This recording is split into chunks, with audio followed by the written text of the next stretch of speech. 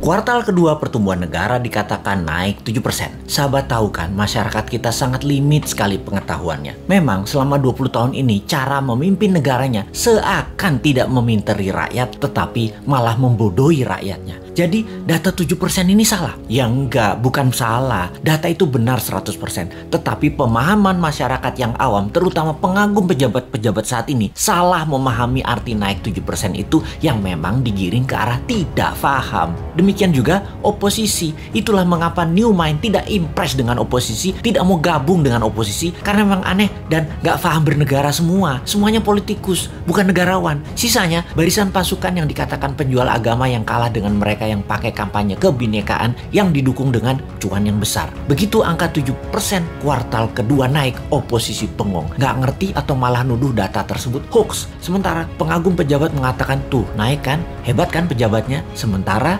realita tetangga seputaran dan orang jauh sebelum PPKM sudah berat ekonominya. Sekarang lebih gak muter lagi, nambah sekarat, butuh oksigen. Kok gak ada yang naik? Begini melihatnya. Biar makin paham bahwa New Mind mencoba memberikan pemahaman cara cerdas bernegara. Naik 7% itu year on year. Paham? Nggak peduli. Kini kita ilustrasikan. Tahun lalu minusnya 1,9%. Tahun ini minusnya 1,7%. Naik dari minus 1,9% ke 1,7% itu naik sekian persen. Betul kan? Ya betul, naiknya begitu kira-kira. Bukan dari 1,9 minusnya total lompat plus 7%. Ya bukan begitu. Jadi data tidak salah. Cuman demi populerisme. Kayak artis gitu deh. Nggak boleh terlihat jelek. Jadi diambillah mengemasnya dari sisi positif. Itu tidak salah. Yang salah adalah pemahaman banyak orang yang terus dipolitisasi. Mangkel deh 20 tahun ini gak dewasa-dewasa juga bernegaranya. Lebih mangkel lagi, kenapa setiap masalah pejabat yang ditugaskan dia lagi.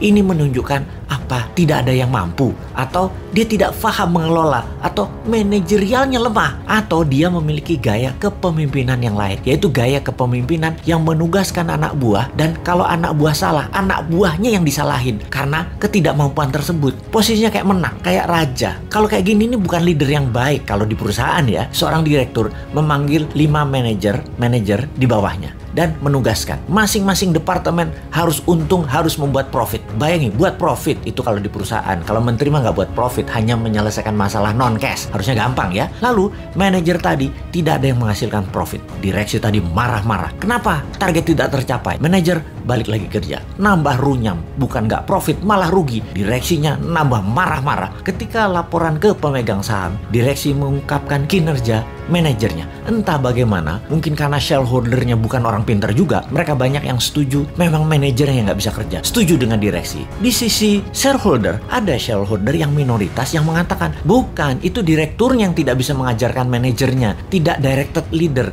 tidak berpengalaman bisnis multinasional, memang dia yang tidak mampu. Malah ribut sesama pemegang saham dan berusaha membeli saham milik minoritas dengan harga murah. Lalu diusahakan yang beli adalah investor asing, dan yang minat adalah investor dari Tiongkok yang memang mitra dagang perusahaan tadi. Sudahlah, itu hanya ilustrasi, capek kita balik ke pokok awal tadi. Lalu sektor mana yang naik? Sektor yang dipegang oligarki, yang memang hanya 3% mereka itu, tapi mengendalikan 70% ekonomi. Wis, ngerti ya ilustrasinya ya? Sudah, sana berantem lagi. New Mind mah nonton aja, abis kita dianggap wong bodoh, padahal bodoh beneran.